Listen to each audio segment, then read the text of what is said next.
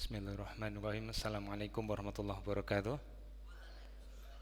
Alhamdulillahirabbil alamin wa bi nasta'inu ala umri dunya wa din wassalatu wassalamu ala asrafil mursalin wa ala alihi washabihi ajmain wa ba'du. Alhamdulillah jamaah rahimakumullah, pada kesempatan malam hari ini kita bisa berjumpa kembali dalam kajian kita di hari Ahad ini, dan tema kita langsung saja ngoten nggih. Mohon maaf ini tadi ada kesalahan teknis. Baik, saya yakin sudah berjalan dengan baik. Pembahasan kita masih di dalam persoalan yaitu syafaat teman yang soleh. Ternyata teman yang soleh itu bisa mendatangkan syafaat bagi jamaah rahimakumullah yang hadir atau mungkin yang lagi live di YouTube. Apabila belum mendapati penjelasan ini, bisa melihat di rekaman beberapa waktu yang lalu di hari Kamis. Dan ini adalah bagian yang kedua, di mana ada manfaat memiliki teman yang soleh. Yang pertama memang memberikan syafaat, tapi ada manfaat-manfaat lain, di mana kalau kita memiliki teman yang soleh, kita bisa selamat dalam urusan dunia dan akhirat. Kita sudah pelajari panjang lebar kemarin, ternyata urusan pertemanan itu bisa berkaitan dengan urusan akhirat. Nah, sebelum kita melanjutkan pembahasan ini, jamaah rahimakumullah, mohon izin menyampaikan bahwasannya pada kesempatan malam hari ini kami mengundang kepada para muhsinin jamaah rahimakumullah dimanapun Anda berada. Masjid Syahatul Musa saat ini sudah menyediakan satu layanan dalam rangka panjenengan bisa berkontribusi di jaringan jariah dakwah Masjid Syahatul Musa dengan nomor rekening di BSI ini, silahkan bisa dicatat bagi yang ingin langsung lewat rekening, atau bagi panjenengan yang melewat QRIS ada di sini, bisa di screenshot atau nanti dari admin dari yang ngerekam kita pada kesempatan malam hari ini bisa mencantumkan di thumbnail atau di kolom komentar. Dan insya Allah di pertemuan yang akan datang kita akan berjumpa dengan bulan Ramadan. Semoga Allah memudahkan kita untuk bisa kita berada di dalam bulan Ramadan dan bisa beramal dengan banyak amal kebaikan nanti, dan salah satunya bisa panjenengan mendukung secara material di dalam jaringan dakwah kita, berbuka puasa dan lain-lain, juga untuk kajian sebelum berbuka puasa, dan juga untuk para sahabat-sahabat kita yang sahur, monggo bisa berpartisipasi di rekening ini. Baik, jamaah rahimakumullah, kita lanjutkan mengulang sedikit tentang hadis yang kita pelajari pada kesempatan yang lalu dalam riwayat Bukhari Muslim nomor sekian-sekian ini, datang dari sahabat Abu Sa'id Al-Khudri. Beliau sangat luar biasa menceritakan hadis ini, alhamdulillah sampai kepada kita, bahwasanya beliau pernah menceritakan pada suatu ketika Rasulullah SAW menerangkan, menerangkan itu bukan dikasih lampu biar terang, tidak, tapi menjelaskan supaya gamblang, bahwasannya apa, kaum mukminin yang beriman, di mana dia soleh berusaha untuk bertakwa, itu diberi wewenang oleh Allah Subhanahu wa taala untuk memberikan syafaat. Jadi kalau kita mendengar nama syafaat disebut itu, kita lantas segera berdoa, ya Allah, jadikanlah kami bagian orang mendapatkan syafaat. Allahumma ja'alna minhum. Baik, Rasulullah bersabda, singkat saja kami mengulangi, bahwasannya Rasulullah bercerita, fawalladzi nafsi biyadi, demi Allah yang jiwaku ada di tangannya. Beliau Rasulullah bersumpah bahwasanya tidak ada seorang pun di antara kamu yang lebih bersemangat dalam apa, meminta permohonan kepada siapa, Allah Subhanahu wa taala, dalam apa, fistidaatil haqq, mencari cahaya kebenaran. Untuk apa ini? Minal mu'minina Allahi yaumal qiyamah, dibandingkan seorang mukmin yang pada hari kiamat dia meminta kepada Allah li ihwanihim, kepada saudara-saudaranya, alladzina finnar, yang mereka sedang berada di neraka. Jadi seseorang ini sangat memohon kepada Allah itu, yang paling luar biasa permohonannya adalah tatkala di hari akhir melihat saudaranya yang sesama Islam, yang sama-sama seperjuangan, rupanya dia mampir ke dalam neraka. Kemudian si laki-laki tadi memohon kepada Allah, wa yaqulun, dan mereka berkata, Rabbana, wahai pemelihara kami, meminta kepada Allah, kanu yasumuna ma'ana, adalah mereka dahulu itu yasumuna senantiasa berpuasa ma'ana bersama kami. Ya Allah, ini sahabat saya ini dulu kami senantiasa berpuasa, Ramadan juga lengkap, tidak ketinggalan ngajinya, tidak ketinggalan tarawihnya, kemudian sahurnya dan lain-lain. Tapi teman kami ini tidak bersama kami di surga. Kemudian mereka juga mengatakan kepada Allah wa yusallun, dan mereka mengatakan, ya Allah, mereka ini dulu juga sholat bersama kami, sholawat tarawih bersama kami, dan sholat jamaah 5 waktu bersama kami. Wa yahujjuna, dan mereka pun ada yang berhaji dengan kami. Bayangkan gitu.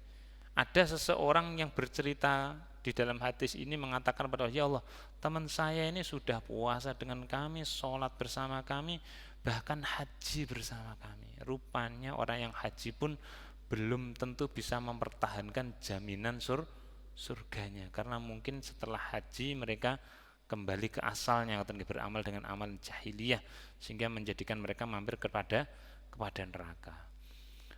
Fayuqalu lahum, maka disampaikan kepada mereka, yaitu dari Allah Subhanahu wa taala, kalau permintaanmu seperti itu, akhriju, maka keluarkanlah, man araftum, yang kalian tahu, yang kalian inginkan. Di mana teman-teman yang kalian minta tadi?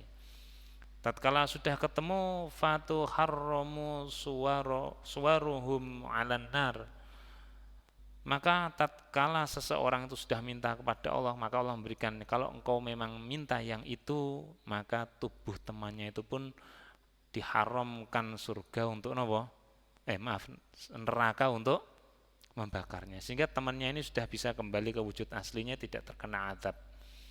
Kemudian fayukhrijuna khalqan katsiran, kemudian orang-orang mukmin tadi mengeluarkan sebagian banyak orang qad akhadhatin nar, yang dia diambil dari neraka, yang dulunya kebakar neraka, sampai ila nisfi saqaihi wa ila rukbatai, diangkat sampai nerakanya itu hanya membakar sampai ada yang sampai betis, sampai lututnya. Jadi dia sudah diangkat dari neraka.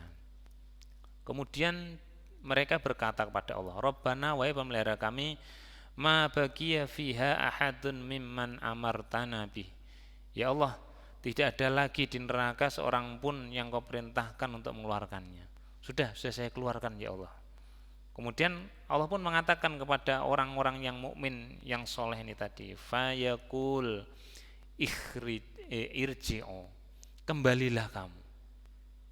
Faman wajadtum fi qalbihi, kalau kamu mendapati siapa di antara teman-temanmu yang Islam, di dalam hatinya mithqala dinar, ada kebaikan, min khairin, dari kebaikan seberat 1 dinar saja, satu bungkahan dinar, perintahnya Allah, kalau sudah ketemu fa akhriju, maka keluarkanlah dari neraka.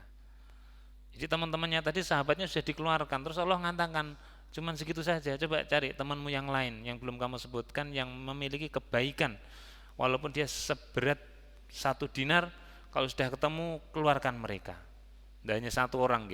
Kemudian Rasulullah mengatakan fayukhrijuna khalqan katsiran, maka mereka pun mengeluarkan banyak orang dari neraka. Nah ini syafaatnya orang soleh ini. Kemudian mereka berkata, ya Allah, lam nazar fiha ahadan mimman amartana bih, sudah tidak ada lagi ya Allah yang kami akan keluarkan, sudah cukup kami meminta.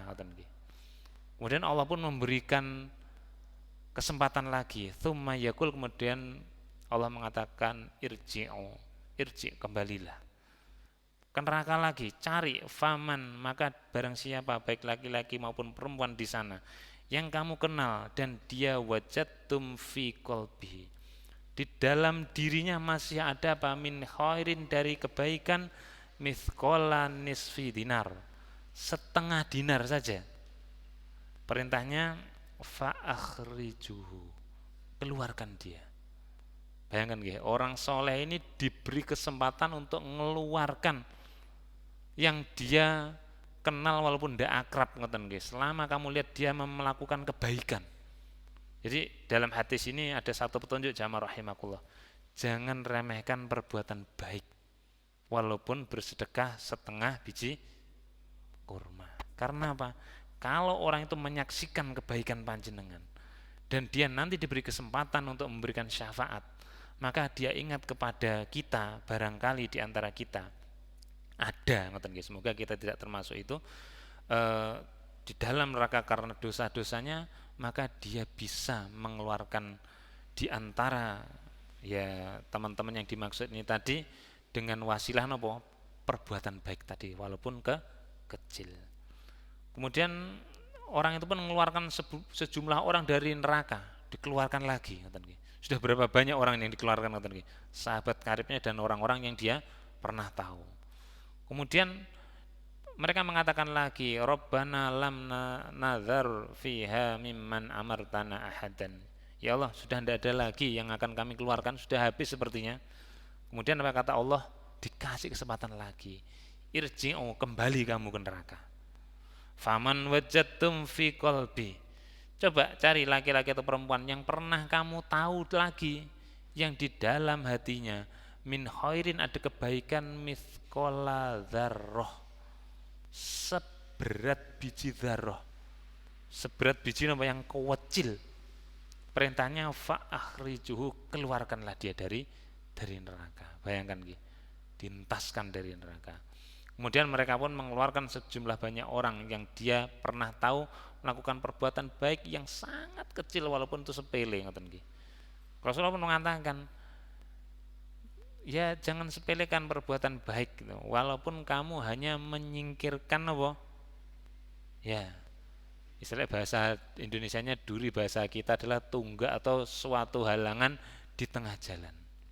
Misalkan ada kulit pisang lo kok jatuh di sini, ini orang lewat bisa celaka, ini panjangan singkirkan, panjangan buang.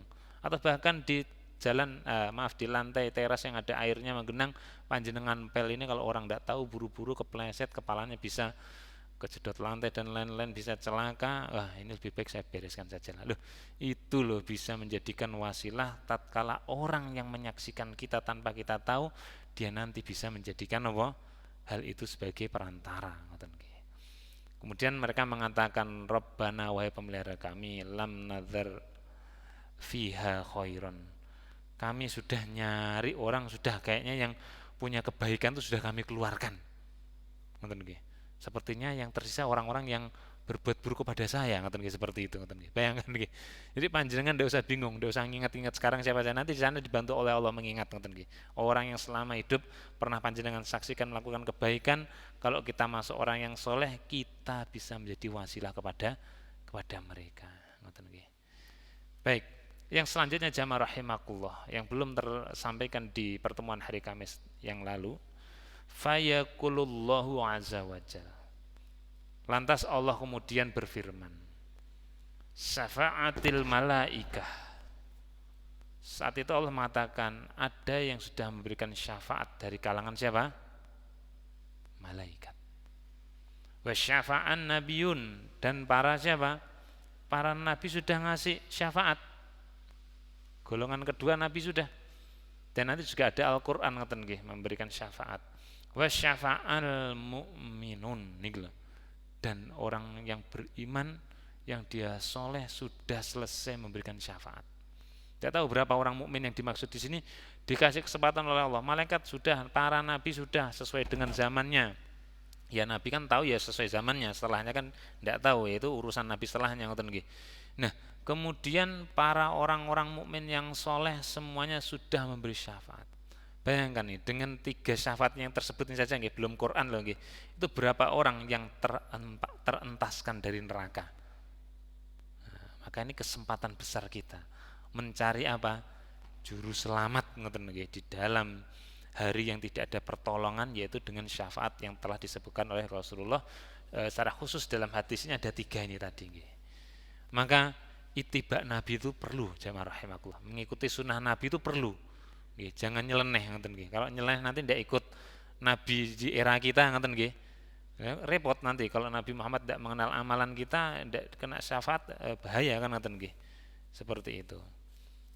Baik, ini Pak Tri ada yang merasa bahagia, kira-kira apa Pak Tri? Dengan apa? Admin loh ini. Apa yang ditertawakan? Mungkin beliau, wah asik, banyak sekali kesempatan.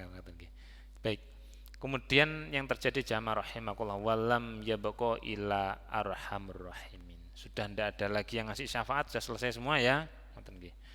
Maka yang tersisa hanya satu, siapa? Arhamur rahimin, pemilik rahmat.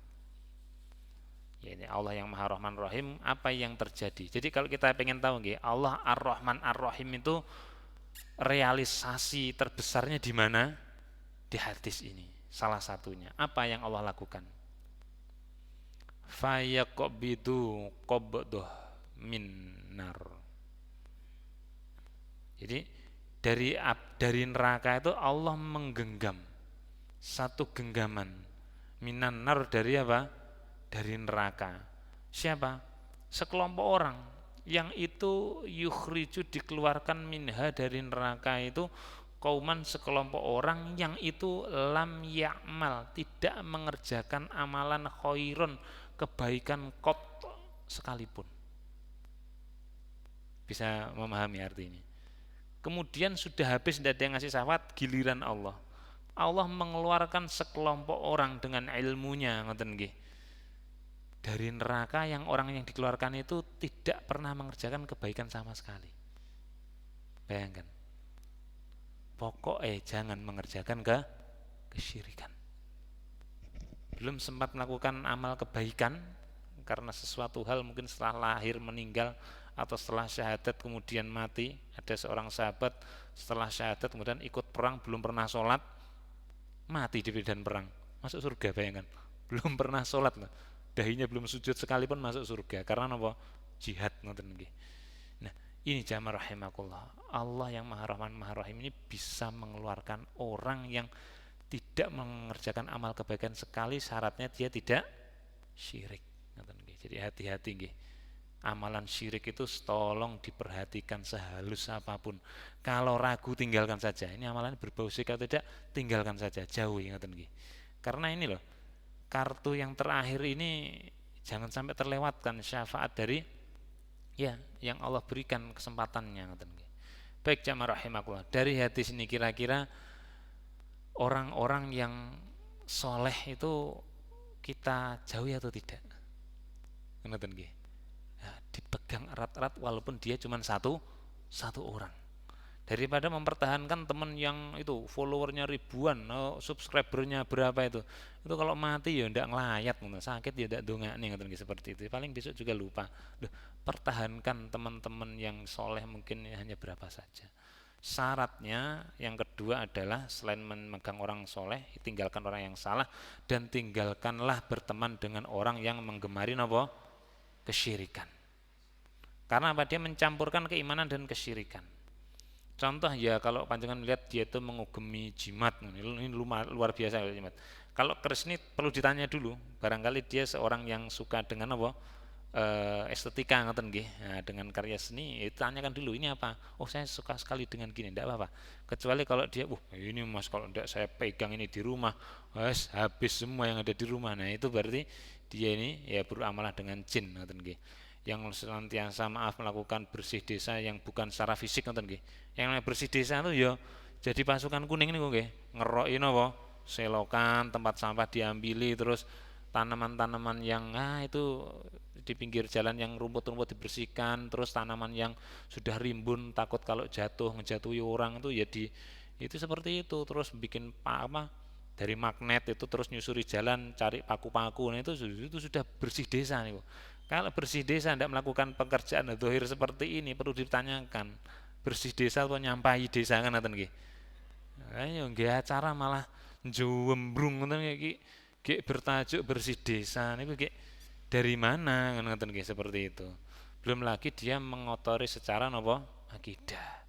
Di antaranya ya larung sesaji dan lain-lain ngoten nggih. Baik, maka akan membahayakan akidah dan bisa terjerumus bersama. Karena apa? Rasa cinta sesama sahabat. Makan ndak makan asal kumpul ngoten nggih. Nah, itu ya jangan gitu. Pokoknya harus dengan sahabat yang soleh.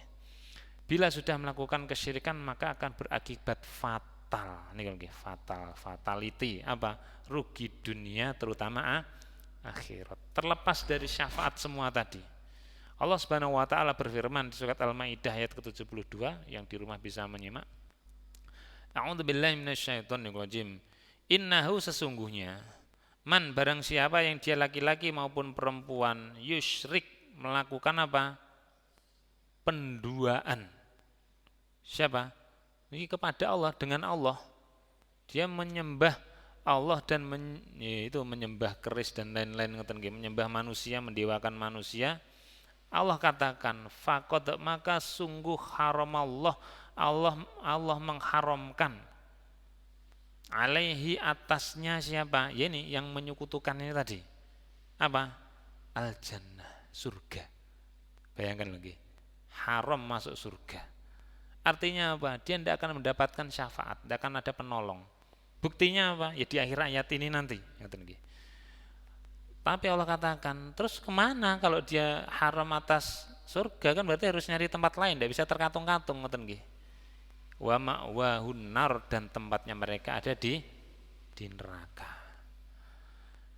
Ya ashabul a'raf, orang yang berada di pertengahan, amal kebaikan amal keburukannya imbang, itu nanti ujung-ujungnya oleh Allah juga dimasukkan ke dalam surga dengan beberapa drama yang terjadi. Tapi diantaranya dengan tadi Allah, tatkala orang belum melakukan kebaikan tapi dia ini mendapatkan ridhonya Allah, rahmatnya Allah, itu oleh Allah langsung dimasukkan ke dalam kelompok yang di jaring terakhir tadi. Dia ikut saringan, bukan lolos saringan, ikut saringan yang terakhir, masuk ke dalam surga, mantan penghuni neraka. Nanti ada orang yang dari riwayat Bukhari Muslim, dia sudah di neraka cukup lama, kemudian dikeluarkan oleh Allah, dimasukkan kepada surga, di dahinya itu ada tulisannya tok jahanamiyun, mantan penghuni neraka jahanam, ada seperti itu. Kemudian Allah mengatakan wama, dan tidaklah lidzolimin, bagi orang-orang yang zalim melampaui batas, min ansor, dari para penolong. Tidak ada syafaat bagi mereka. Wong sudah letaknya apa di neraka, terus dia apa? Haram terhadap apa? Al-jannah. Berarti tempatnya ya ini tadi, neraka. Mau ditolong kayak apa? Tidak bisa. Masuk ke neraka ada yang bisa ditolong selama dia tidak apa? Syirik. Kalau sudah syirik langsung otomatis tidak usah pakai hisab. Tidak pakai mizan sudah. Wala tuqim alaihi, tidak akan ditegakkan atas mereka apa? Wazna, itu apa? Mizan, sudah tidak ada. Akhirnya apa? Langsung dalam tol masuk kepada neraka dan tidak akan bisa ditolong. Jadi tidak ada syafaat yang bisa menolong mereka. Baik jamaah rahimakumullah. Maka dari itu kita harus perbanyak memiliki teman yang soleh. Sekalipun sedikit, pegang erat-erat. Di antara manfaat yang pertama jamaah rahimakumullah, selain yang kita dapati dari hadis yang luar biasa tadi, kalau kita mau menjaga silaturahim dan juga kepada yang tidak dalam rahim kita, yaitu masih dalam keislaman, dalam bertakwa kepada Allah, dia nanti bisa mengingatkan kita untuk beramal soleh juga saat kita terjatuh di dalam kesalahan. Kita kan sering lupa toh, ini lupa, khilaf dan sebagainya. Kadang-kadang waktu beramal soleh terus kemudian kita terlewatkan karena sesuatu hal, karena godaan. Ini orang ini akan mengingatkan kepada kita. Enak ndak ada yang mengingatkan? Enak nggih? Ada yang mengingatkan. Pak Tri jangan lupa makan loh ya, nasi lodonya sudah ada. Itu enak ndak? Enak. Kalau ndak nanti piringnya habis. Ndak kedapatan. Loh enak loh, masalah makan aja diingatkan, enak apalagi yang lebih luar biasa lagi. Apa maksud dari manfaat pertama ini jamaah rahimakumullah? Yang menjadi dasar teman soleh akan selalu mendukung kita dalam kebaikan dan mengingatkan kita dari kesalahan. Ada kisah tentang persaudaraan sahabat Salman Al-Farisi dengan Abu Darda radhiyallahu anhum. Dalam riwayat Bukhari nomor sekian-sekian ini, singkat cerita dari Juhaifah Wahab bin Abdullah, dia berkata, Nabi SAW pernah mempersaudarakan Salman dan Abu Darda. Jadi sahabat muhajirin yang dari Mekah yang tidak punya apa-apa dengan orang Ansor pribumi itu disaudarakan. Saiki aku mau saduluran yo ngoten gini. Karena sudah seduluran akhirnya saling berkunjung. Tatkala Salman berziarah kunjung ke rumahnya Abu Darda, dia melihat Ummu Darda, siapa? Istri Abu Darda, dalam keadaan memakai pakaian yang serba kusut. Kusut niku napa? Wis saya oke, mungkin yus kumal kayak yo nyopros. Ya seperti itu. Salman pun bertanya kepada siapa? Ummu Darda. Hei Mbak Yu, nyapa sampeyan kok kaya ngono ngoten lho nggih. Nanya, loh Ummu Darda, kenapa kok pakaiannya kok ndak maaf menarik sekali gitu loh. Karena kan di dalam rumah tuh Abu Darda ya di rumah suamimu. Mbok yo pakaian yang sekiranya menarik suaminya ngoten lho. Kok kelambine yus nyopros seperti itu. Terus ya Ummu Darda jawab santai saja, Man Salman tak duda ya. Iki lho dulurmu anyar ki Abu Darda ki bojoku ki wis ora asir blas sampe donya. Ambek bojone wis melengos ngono tok dicepaki bangkelan-bangkelan wis ora tertarik, dia suhud ngoten nggih. Wis istrinya tidak disentuh sama sekali, wis perkara harta wis halah wis yang penting ngibadah Gusti Allah surga gitu tok. Tapi dia meninggalkan apa? Dunia. Kemudian yang terjadi apa? Abu Darda pun datang terus bikin makanan kepada Salman. Setelah selesai bikin makan, Salman dikasih tahu, bro, Man Salman, ayo makan. Terus dia mengatakan, tapi saya tidak makan karena saya sedang berpuasa. Nah, karena dia kedatangan tamu, memilihkan tamu dikasih makan, ayo kamu makan. Terus Salman jawab, saya tidak akan makan sebelum engkau ikut makan. Pak Le, jangan batal nih poso nih, ayo makan sama saya ngoten nggih. Akhirnya pun makan. Ini dapat pahala puasanya tetap ngoten nggih. Tetap dapat pahala puasa, memuliakan tamu nih. Kalau panjangan puasa tamunya itu penting ya, puasa sunnahnya buka saja. Niatnya sudah dibalas terus dapat niat tambahan untuk memuliakan tamu. Kalau tidak makan terus tamunya kan tidak dimuliakan, akhirnya jadi makan. Kan gitu. Nggih. Pada malam harinya ini tidur di rumahnya. Abu Darda bangun ngajak sholat malam. Cuman ini masih agak awal, sepertiga malam yang pertama. Terus Salman bilang, Mas Darda, ya tidurlah. Kita belum waktunya. Akhirnya, oh gitu ya, yaudah kalau gitu saya tidur dengan kamu. Kemudian selanjutnya agak malam lagi, setengah yang kedua, ngoten nggih. Sepertiga yang kedua, bangun lagi. Terus ngomong ke Salman, Salman, ayo bangun yuk kita sholat. Salman mengatakan, belum waktunya, yuk kita tidur dulu yuk, gitu seperti itu. Akhirnya tidur juga. Hingga pada akhir malam Salman pun berkata, gantian yang bangunkan, Mas Abu Darda, ayo bangun. Sekarang waktunya kita sholat bersama-sama. Sholat tahajud plus witir di sepertiga yang terakhir. Kemudian Salman pun berkata kepadanya, didakwai, Inna li rabbika alaika haqqon. Bro, ngerti ya,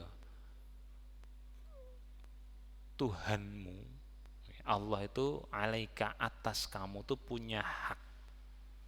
Iya, hak Allah tuh diibadahi. Kewajiban abdi adalah mengibadahi. Ya Allah punya hak diibadahi, kamu harus mengibadahi Allah. Iya, itu saya juga tahu, kita harus tahu. Kemudian tapi wali nafsika alaika haqqon. Tapi tubuhmu itu atas kamu ini yang pemilik, yang ruhnya yang ada di dalamnya itu punya hak lo nuntut. Apa? Wae leren yo leren. Seperti itu. Kalau waktunya makan, yo makan, jangan puasa terus-menerus, seperti itu. Wali ahlika, dan terhadap keluargamu, alaika, terhadapmu itu juga punya tuntutan, punya hak. Yo bojo yo piye-piye yo duwe hak loh di demok seperti ngoten iki. Ya perlu disentuh juga, perlu diajak bicara dan lain-lain. Dia punya hak terhadap kamu, jangan kamu tinggalkan hanya untuk zuhud. Kemudian fa'atikul ladzi haqqin haqqahu, maka penuhilah masing-masing. Kalau tubuhmu capek ya kita tidur dulu.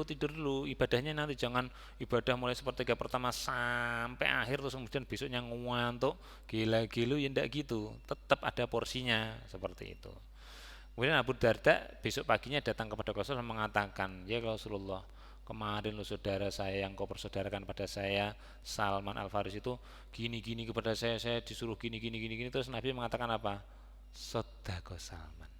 Salman bener ya gitu. Jangan kamu berlaku seperti itu. Semua ada haknya ngoten nggih. Nah, ini kalau sahabat yang soleh itu gini. Ora kek wayahe turu, ayo Kang turu yuk. Terus ayo diajak kemana-mana ngoten nggih, seperti ini ndak gitu. Jadi mengingatkan ngoten nggih. Ini sahabat yang soleh seperti itu. Nah, barangkali keduanya bisa memberikan saling syafaat ke depannya. Baik, bisa mendapati manfaat nggih dari hadis ini nggih. Nah, maka enak loh cari teman yang soleh. Kalau sudah soleh nanti dia akan mengingatkan kita ngoten nggih. Maka kita juga harus saling mengingatkan nggih. Fadzakir, maka berilah peringatan, innama anta mudzakir, engkau adalah sungguh pemberi peringatan, dan peringatan adalah fadzakir inna fa'atid dzikra, berilah peringatan maka zikir itu dapat memberikan manfaat. Baik, jamaah rahimakumullah. Manfaat yang kedua dalam memiliki teman yang soleh, ya. Jamaah rahimakumullah, teman yang soleh itu akan mendoakan kita dalam kebaikan, selalu mendoakan kita dalam kebaikan walaupun sudah terpisah jarak dan waktu. Lek ndak soleh, ketemu teman yang baru lupa, bener lupa, sudah lupa. Di dalam riwayat Muslim nomor hadis 2733 ini dari Sofwan bin Abdillah bin Sofwan. Jadi ada seorang yang namanya Sofwan. Sofwan ini adalah seorang laki-laki yang dia menikah dengan siapa? Anaknya Abu Darda tadi. Ya, tadi ada Abu Darda dan Ummu Darda, ini punya anak perempuan dinikahi oleh Sofwan. Ceritanya gini. Sofwan ini cerita, ini dia yang cerita sendiri. Aku tiba ke negeri Syam. Nah, rupanya Abu Darda ini dia bagian dakwah di negeri Syam sana. Kemudian aku bertemu dengan Ummu Darda, yaitu siapa? Ibu mertuanya sendiri kan, di dalam rumahnya. Kemudian dia tidak mendapati siapa? Abu Darda yang merupakan bapak mertuanya. Terus setelah dia tiba, kemudian ya wajar ibu mertuanya tanya, "Le, apa kue sido haji sesuk iki?" Nanya, "Apakah kamu ingin haji tahun ini?" Kemudian Sofwan berkata, "Naam, ya, ya Bu, besok saya akan haji di bulan Dzulhijjah." Kemudian Ummu Darda pun mengatakan, nah ini mertuanya mengatakan, "Kalau gitu doakanlah kebaikan kepada kami." Ini lagi minta doa. Lek ndak orang soleh itu ketemu yo cul pulang ngoten nggih. Goodbye dan lain-lain ngoten nggih. Cium jauh apa dan sebagainya ngoten nggih, seperti itu. Karena Ummu Darda mengatakan, karena perbuatan seperti ini minta mendoakan kepada sesama muslim yang soleh, itu dulu Rasulullah pernah bersabda, diingatkan, da'watul mar'i al muslim, doanya seseorang yang dia itu muslim, niki lagi, orang yang tidak muslim ndonga sampai jungker walik tidak akan diterima oleh Allah. Ngoten nggih. Jadi hanya doanya orang muslim yang diterima oleh Allah. Jadi kalau ada doa lintas napa? Agama niku ya yaitu hanya prasangkanya manusia saja, ngoten nggih, ndongakne gentenan lewat cara sendiri, tapi yang diterima oleh Allah adalah doanya orang yang muslim. Rasul mengatakan, sesungguhnya doanya orang yang muslim kepada siapa? Li akhihi, kepada saudaranya yang dia juga muslim. Bi dzahril ghaib, apalagi tatkala doanya itu dia sedang dalam kondisi tidak nampak atau ghaib, tidak ngerti.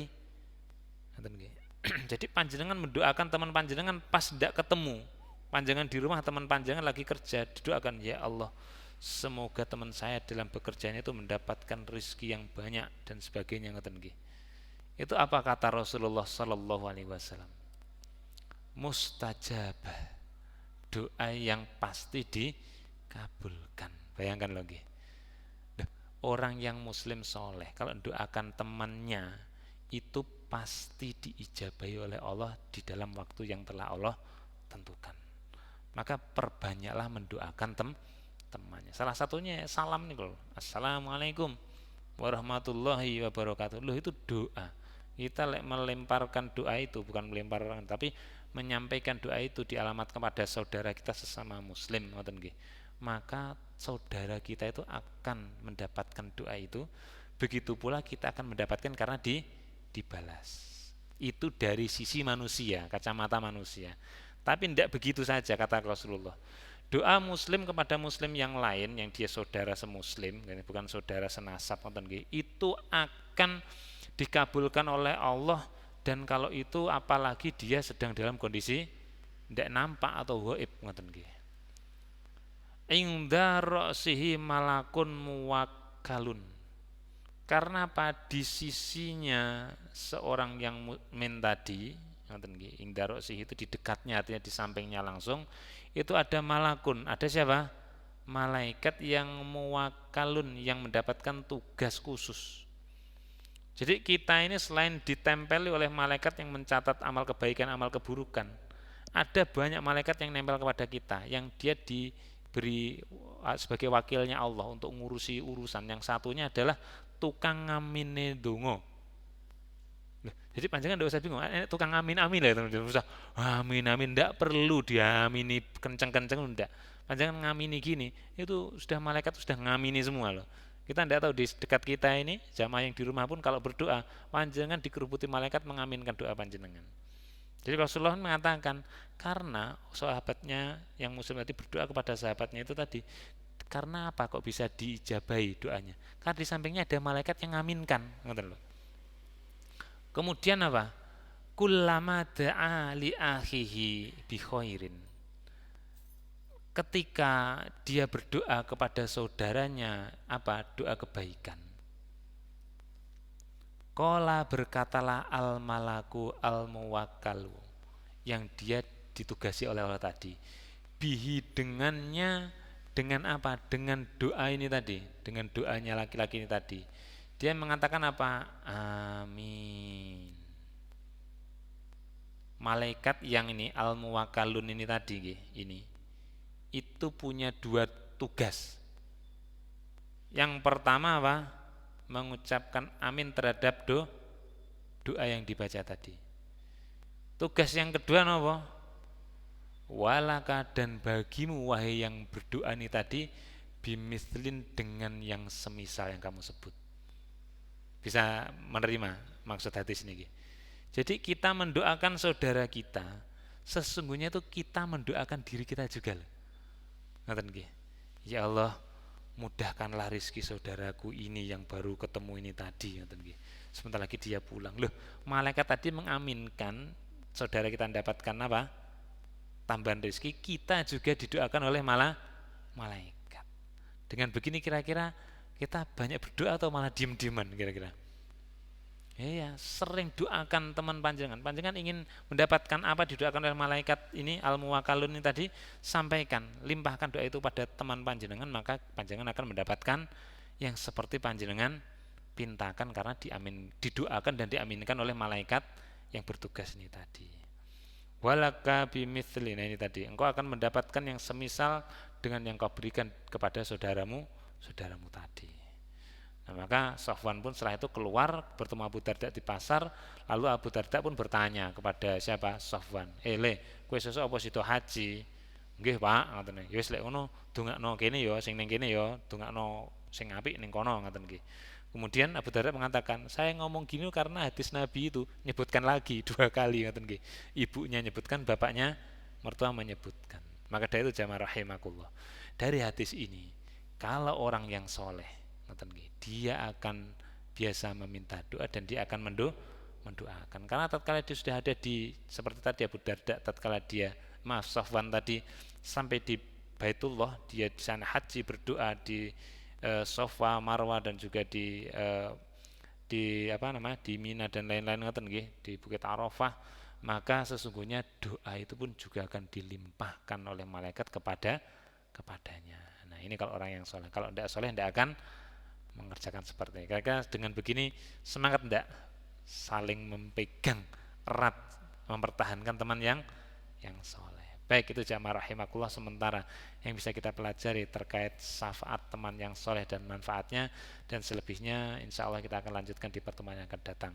Semoga kita mendapatkan manfaat, dan bagi jamaah yang di rumah silakan diamalkan dari hadis-hadis ini. Semoga kita mendapatkan apa yang sebagaimana dibahas ini, dan semoga kebaikan senantiasa diberikan kepada kita semuanya.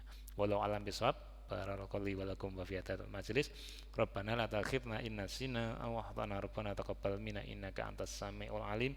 Wa sallallahu ala Muhammad wa akhiru da'wana alhamdulillahi rabbil alamin. Wassalamualaikum warahmatullahi wabarakatuh.